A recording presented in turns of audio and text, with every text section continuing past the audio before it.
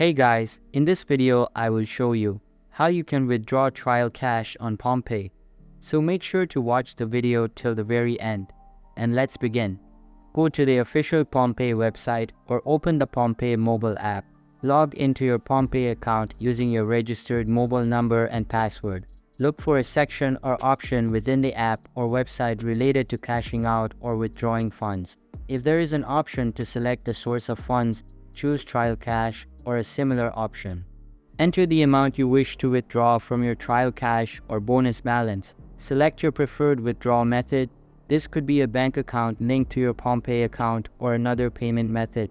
Depending on Palmpay's policies, you may need to go through additional verification steps to confirm your identity and ensure the security of the transaction. Review your withdrawal details and confirm the transaction.